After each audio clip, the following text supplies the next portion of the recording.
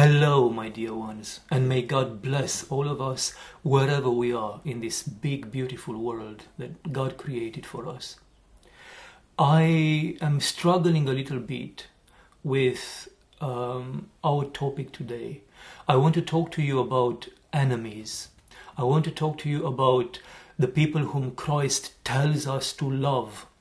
And the reason I'm struggling is that there are so many ways one can approach this topic, and there are so many at stake on this particular topic that it's very easy to overthink it. And when you overthink something, it kind of dies out and it falls flat on people's hearts and it doesn't move anyone. We are now in the middle of our pilgrimages here in the Scottish Isles on MULL and Iona and the little islands around us. And this is something that I see again and again in the conversations we have with our pilgrims. This need to hold on to one's faith by hating out, by blocking out, by rejecting out of our hearts and out of our love all those who, one way or another, have fallen away from Christianity. Even if they keep on calling themselves Christians, they've fallen away from following Christ into all sorts of other teachings that have nothing to do with Christ himself. And I see this again and again in the hearts of the people whom we meet. And don't forget, in our pilgrimages here, we spend a week with you. That's a full week. You get to actually talk to people. You get to know them and to perceive where their spiritual faults and weaknesses are. And this is something that is so frequent and so recurrent that I almost now expect to find it in people. This need to hold on to one's faith by rejecting, by hating those who are of a different faith or who have corrupted the Christian faith. And that's not the way forward, my dear ones. That's not the way towards Christ, and it pains me to see it, and I struggle to find a proper way to approach this. I think that the way forward and the way for me to speak to you about this is to simply open up my heart and talk to you as honestly as I can, as if you were all here. As if you were all here on a pilgrimage to our monasteries, to our islands, and we were just sitting down and having a nice, quiet, intimate conversation. When Christ speaks to us about loving our enemies, he speaks half divine language and half human language. The humanity of this is that he accepts the fact that we are going to have enemies. He accepts the fact that we are going to be failing in our love to the degree where we are going to look around the world and perceive our brothers and our sisters, some of them at least, as our enemies. That's not what God sees when he looks into the world. There are no enemies. God can have no enemy because God is the only one who truly is. He is the creator of everything and everyone. He's a sustainer into being, the sustainer of life for everything and everyone. And there is no equal relationship for him to be possible for us to say that God has an enemy. Even when you oppose, if you can oppose God to the devil, that is ridiculous because you're opposing the Creator with part of his creation. There's absolutely no equality in terms of being between God and anything or anyone else. God is love, and that love is the only being that is in the pure act of existence, the pure act of being. And in that sense, God has no enemies, because nothing is of equal strength, equal power, equal being with him. And because love love as a being, as an essence, cannot hate, cannot have enemies. So God, Christ, speaks to us according to our level when he refers to our enemies, because he knew already that despite everything he has taught us, we are still going to fail and perceive some of our brothers and some of our sisters as our enemies. And then he gives us the healing. He gives us the medication for healing this wound, this self-inflicted wound in the body of humanity. And that is love. We need to love our enemies. And in doing that, we are going to heal the wound that has allowed us, in the first instance, to have any enemies. The reality, my dear and beloved brothers and sisters, the reality is that we can have no enemies, and we should have no enemies. Except maybe, and this is a pedagogical exception, except maybe the devil. Although the great saints were praying even for the devil, but that is so beyond our level that we should waste no time even contemplating that. Only once one reaches the point when there is absolutely nothing but love, self-sacrificial love for one's brothers and sisters, only then can one maybe venture out to start praying for the only enemy, the devil himself. The reality, my beloved ones, is that being in hell is eternal suffering for anyone, and no one wants to be there. If anyone falls, they fall because they've been deluded into thinking that their falling is either non-existence or meaningless, or in the worst cases, it's actually a virtue. This is how you end up nowadays with teachings, even from various Christian groups, teachings that living in sin can be a virtue, and that accepting and embracing that sin as a virtue is in fact a virtue itself. This is the delusion into thinking that sinfulness can be a virtue. The delusion in thinking that sinfulness simply doesn't matter belongs to a lot of Christians as well. Those who think that once you confess Christ, once you say Christ is the Lord, Christ is God and the Savior, that's it. That covers everything you have ever done, you are doing, or will ever do. When we have so many examples, from Judah to nowadays to the devil himself. The fact that we recognize Christ as God means nothing.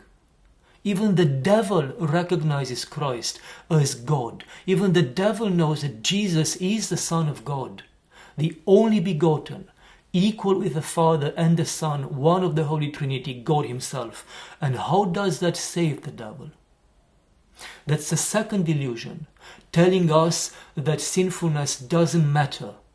And the third delusion is that sinfulness doesn't exist. And this, of course, is the reality of anybody who lives in an atheist world where there is no God and no responsibility really towards the world, towards oneself even. No one is evil by choice. Everyone commits evil, commits sin because of one form or another of delusion, of being tricked into it by the evil one. And everyone would suffer the same should any of us end up in hell. And this is where God's commandment of loving one's enemies comes into play.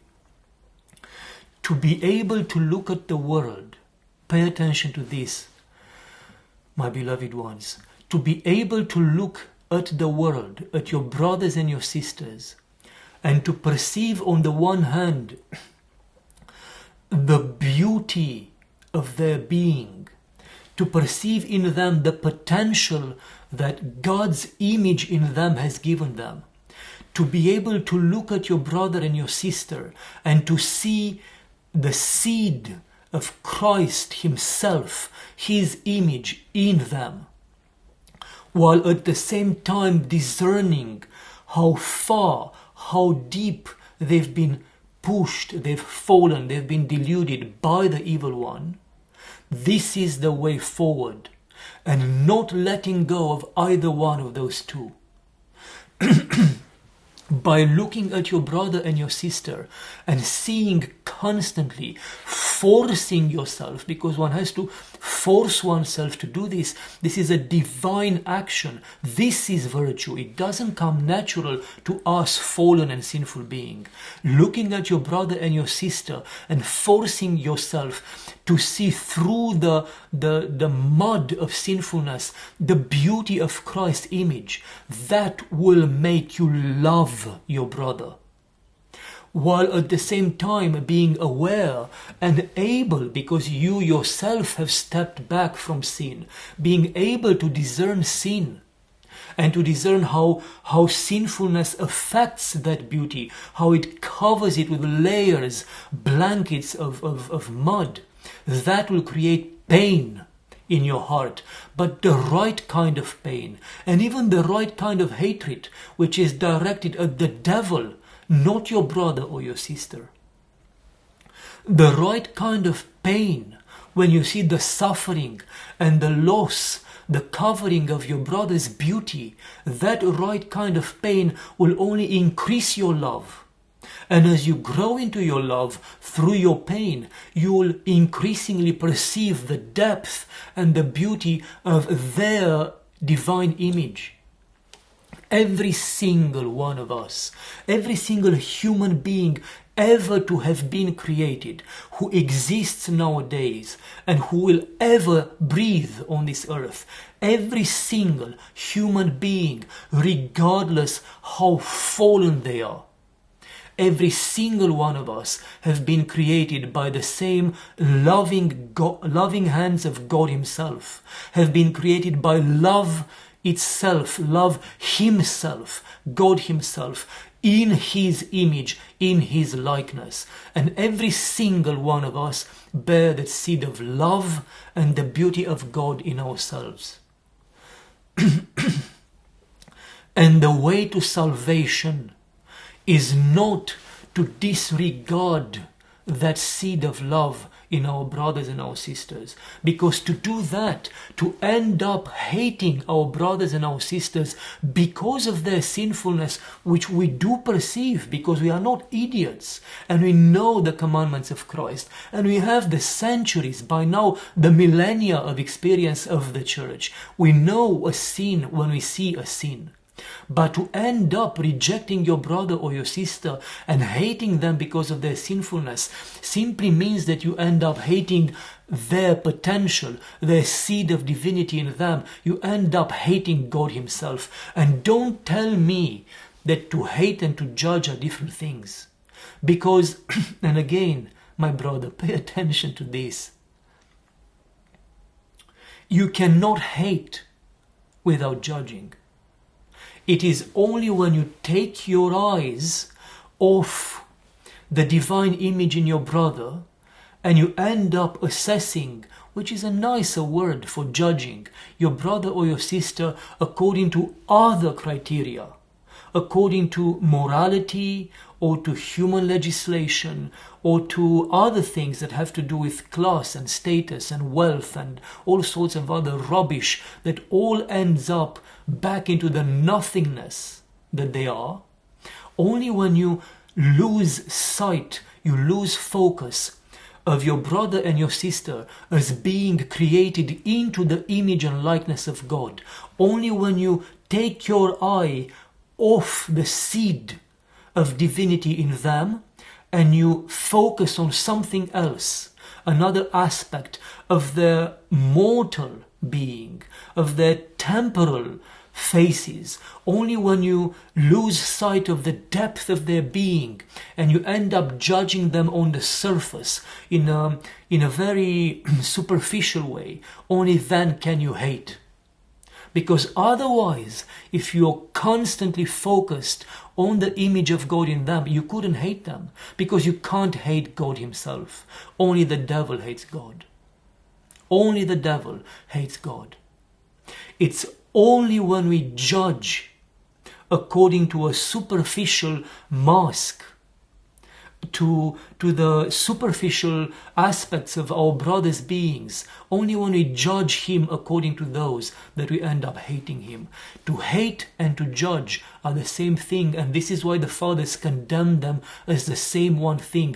This is why they say that to hate your brother is to judge, or to, forgive me, that to judge your brother is to hate him and to kill him, because you have no longer perceived him as a being created in the eternal image of God. You perceive him as a sinful being, like an animal or a plant that is not created in the image of God, which makes him not an eternal being, but a temporal being that is condemned to death. You have killed in him the image of God that gives him eternal being. Oh, my brothers and my sisters, the only way to salvation is the way of Christ. And the way of Christ is to see truth through love. And to see that truth and love are the same.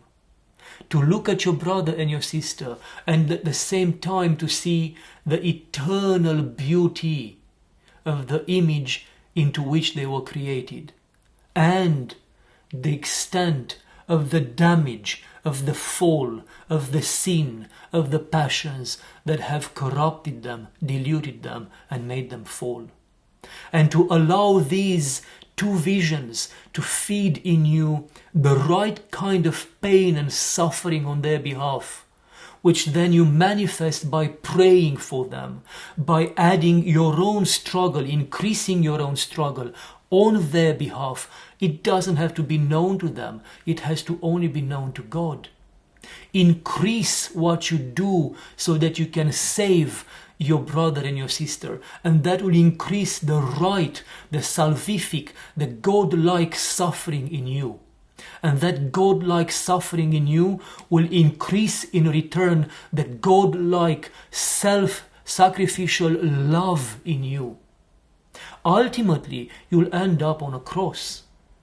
You'll end up either on a physical cross, being hated by everyone, or being in some cases physically killed, or, as is the case with our Christians nowadays, mostly will end up, by the grace of God, on a spiritual cross, like Saint Silouan the Atonite, or Saint Sophrony of Essex, or Saint Porphyrius, or Saint Paisius, or all the great saints of our own generation, the generation that was just a bit earlier than our lives nowadays. They all lived their blessed, holy lives on this spiritual cross of God-like suffering on behalf of the humanity whom they perceived with the beauty that humanity has, the beauty of the divine image which every single one of us has in us, because otherwise we would not be called humans. To be human means to be created with the image of God in us and with the potential to be God-like. It is only this blessed, salvific, holy, self-nourishing circle of suffering when you see the sin of your brother.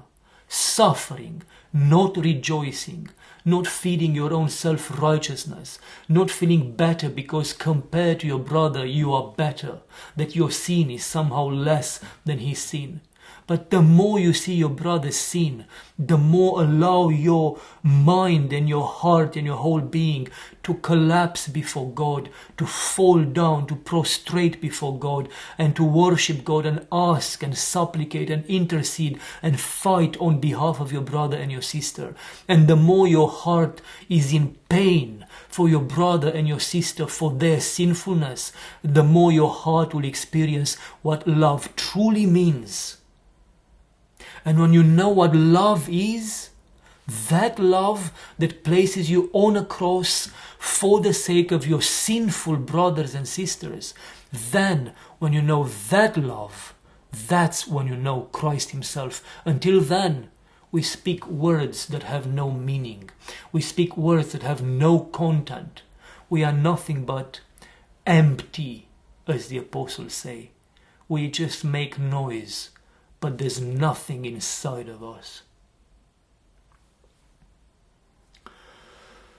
Oh, I'm aware that maybe this was a bit confusing and not structured and, not elevated in any human sort of way, but I speak to you from my heart, the way I would speak to you if you were here, face to face, for one of our weeks of pilgrimage. And if you're here and in a week like today, like this week, we have a lot of wind and a lot of rain, and we have to stay inside and talk a great deal and share our hearts and learn from each other. I hope this heart-to-heart sort of conversation does someone, somewhere, some good, and that is enough for all of us here. Thank you for your prayers as always. Thank you for your support as always. Thank you especially to those of you who month after month support us, who have become and signed up to become members of our online community. Thank you for being part of our lives and for making our lives here in the Scottish Isles possible, and for making this work even possible. We owe everything to God, who put this love in your hearts, this love for his saints here in the islands, and this love for us, his absolutely sinful and unworthy servants. Be blessed, my beloved ones. Be blessed. Be blessed. Amen.